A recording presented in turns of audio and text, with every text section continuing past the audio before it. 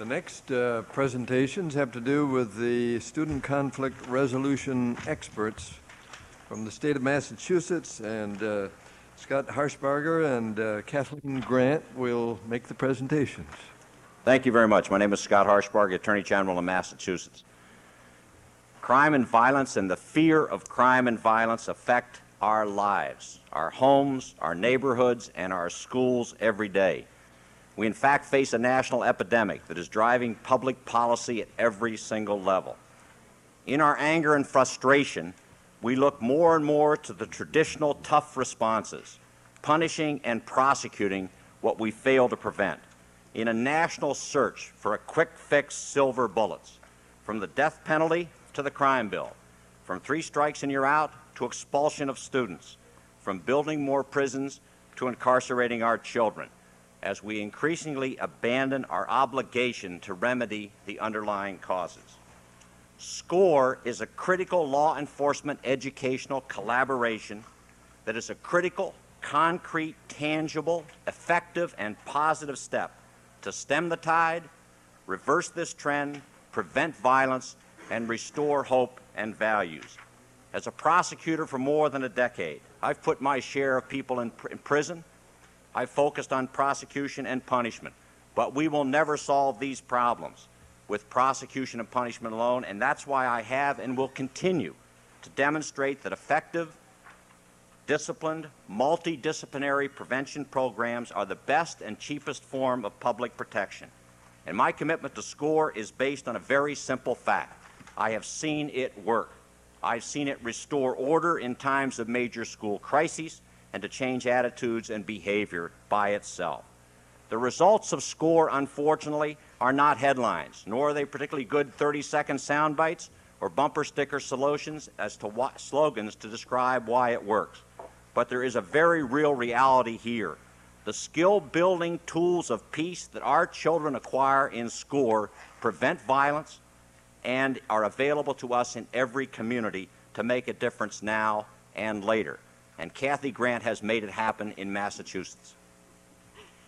I just want to talk about why not only SCORE, but the conflict intervention teams, which are our emergency response capacity, why I feel they're successful. I think the biggest reason they're successful is that all of us who do this work come from a mediation background, have tremendous years of experience in mediating disputes out in the community, out in the streets, and we've taken that expertise when we've gone into the school, and in my opinion, we have raised to an art form the use of mediation as a violence prevention method in schools for both a long-term SCORE program and in short-term interventions. For our SCORE program, our student mediation program, we form a partnership with a community mediation program. We provide part of the funds, they provide part of the funds, and with those funds we provide a full-time person in every single one of those schools. There are almost no programs that you'll find anywhere in the country that do that. And this person is hired by a community mediation program, so all that rich expertise and experience in mediation, plus all of our technical assistance and mediation expertise, can be put into that school. So when that staff, full-time staff person, and they're trained mediators, they are then capable of handling anything that happens at that school. And I mean some of the, gang disputes. And as a result of that, I feel like we do more mediations than any other programs. We respond to the more difficult and challenging situations in schools than other programs, and the quality of the service that we provide is far superior. The training that we have developed in training these students, because clearly they are dealing with very difficult situations, is also a far more sophisticated and intense process than anything I've ever seen. It is not geared toward resolving every single dispute, no matter how many people are involved or how difficult the issue is, in a 45-minute class period. Good if they can, but if they can't, you stick with it, you work with it, you work in private with parties, you get to the underlying issues until you know that that conflict is resolved permanently. In our conflict intervention teams, which is our way of responding to overwhelming school emergencies, usually as a result of racial riots that have closed down schools, we actually invade that school with a team of mediators, up to 38 people. And in that school, we set up a command center. We work to investigate with students about what has happened here, who needs to talk to whom, where are the sources of the conflict that caused this crisis, and what do we need to do to put it to rest. And then the mediations happen between 2 students, 4 students. We did a mediation with 60 students, all of whom had been part of a riot. They mediated for 5 hours. They walked out of the school laughing and talking, and we knew it was over. The school officials didn't quite believe us. We don't leave a school until we feel that those conflicts are resolved and it's not going to stir up again. And these are very tense situations. We also make an effort to hit the whole school community. So we will give students in every classroom a chance to give voice to their fears and concerns and also some ideas about what can make things better. Boy, talk about good timing, that's it. You know, It's I would amazing. just We've never observe done that this, Kathy. maybe what the two of you lack is enthusiasm for the, Antonio? Is the community and our parents brought into the process, and if so, how, and if not, why not? You wanna- It depends where. Yeah, every single school is a little bit different. This full-time coordinator, some of them make a great effort to deal with parents and bringing them into process. Sometimes the parents go through the training. We have gone into schools with overwhelming situations, and we're still in the process of just trying to deal with that crisis. The future for us, I feel like we could work with the families, the parents. There's so much conflict resolution skills that are needed by everybody, including probably everybody in this room. So, Max Sherman. What's happened after the crises in each of those cases? I think, let me just respond to that, because in the three specific crisis incidents that I've had the experience as district attorney, attorney general, first of all, the school could not have opened with any amount of police presence, any other kinds of safety devices, without the mediators. The fact is, what we commit ourselves to doing is, after the crisis intervention, we will then fund and put in place a trainer who will then work overtime and train students as mediators, so that in the cases we've gone in crisis, we provide matching funds, and most of them were provided earlier through our consumer protection settlements. Several major deceptive advertising cases ended up with restitution plus funding the programs.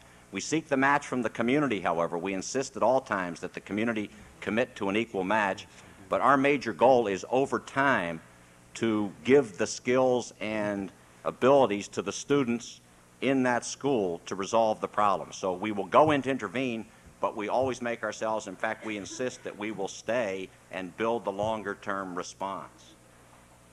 Harriet? These are programs in high schools, is that high school and middle school. And middle school. middle school? I have a question, because I know in some communities they are trying to get at the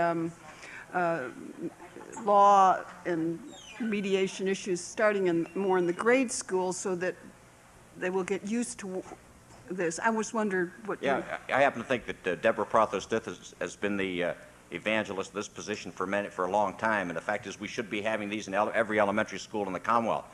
Because of our programs, it's a requirement of our State Education Reform Act that there be a program in every school, beginning the elementary schools. However, unfortunately, like many things, it was not funded. But we decided, from my perspective, if you will, as a law enforcement person, I do believe in long-term early intervention and prevention at all levels. But we were dealing with this, we saw this as a crisis response opportunity. So we decided to go at the high school level in urban schools, and we give priority to urban schools over suburban schools. And secondly, when the school is willing to also do it in the middle schools, we'll provide support for that. But we're trying not to take it only as the early intervention piece. We want to respond to the problems now, and that's why we will fully prepared to start at the high school level, believing that we'll sell the idea to others as an educational matter in the elementary school. Luis? What are the two most difficult obstacles in initiating the program, and how did you overcome them?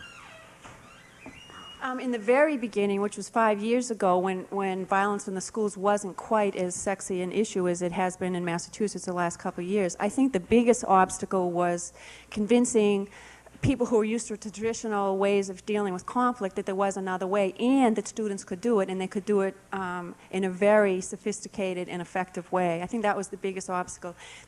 Today, the biggest obstacle remains working with teachers, because we're taking students out of classes all the time, and that's really obviously an important priority for them. And we just have to ask them, you know, if we take a dispute that you guys have all been dealing with over the years, and we sit down, and maybe it takes 3 class periods to do it, and it's over forever, is it worth it to you? And usually they think it is. I know there's time. That my own personal belief is that this was sold in many cases because the district attorney, the prosecutor, and the attorney general supported the idea, so that gave a lot of strength to people in the educational system and community to support that. And so it was that kind of a partnership that sort of overcame, I think, some initial, Kathy's being very kind, I think there's some substantial institutional positions that somehow educators weren't related to the community, just as we often accuse police officers not being related to the educational system. But it's ended up, we also had some programs that had established this collaboration with principals, superintendents, and police earlier. So there was some history of this partnership being effective. Last question, Margot. I know it's hard to prove that you've prevented something from happening, and I'm wondering how you assess your success. We mostly, we are going to have a thorough longitudinal study that will follow the students who have been trained over several years and really be able to measure the impact on a school. Schools keep numbers in a different way, that if they suspend for different reasons, they define fights in different ways. So we personally have not tried to deal with that, and I'm going to get a researcher to. My personal way of looking at it is, especially at the high school level, most of the referrals that we were getting were after fights happened in the beginning. That's what happened. A fight would happen, they'd get referred to mediation, maybe they get suspended first. Now, that number has dropped. The referrals that come after a fight has happened, and more referrals are coming at earlier stages, at the threats and harassment stage, which is still bad, but at least it hasn't. And more students are coming to the program themselves, and especially at the middle school level, mediate me, I'm going to beat this kid up. Or willing to come at the high school level, particularly because of the trust they've built in this coordinator, and say to them, listen, I heard that these two groups are getting together after school, it's really going to be bad. And the coordinator will go immediately and get those kids, not let the day go by until they do. And to me, that's preventing. I know that there's testimonials you could give all the time about that you hear from many people. The one that I've used repeatedly is a Dorchester High School graduate, has long criminal record, was trained as a mediator. He was referred to as a group leader. He was a gang leader in the school. In fact, and the principal indicated that the incidence of violence had reduced to almost zero while these 9 students were in training to learn to be mediators. For many reasons. And he said one thing to me at the graduation. I attend most of these graduations. He said, first of all, Mr. Attorney General, where are the television cameras? He said, I'll bet you if somebody had been stabbed here today, every media person in the city would have been here to wonder what's happened to our schools. Here we've had no violence, there's no cameras. The second thing he said to me more seriously, I think, was, and Kathy has a number of people who've said this to her, young people, until I went through this program, nobody had ever told me that there was an alternative to either running or fighting when faced with a problem. And it was a very interesting comment as we look about what the values and roles models are that these young people are seeing. So I think that anecdotally it has demonstrably made an impact.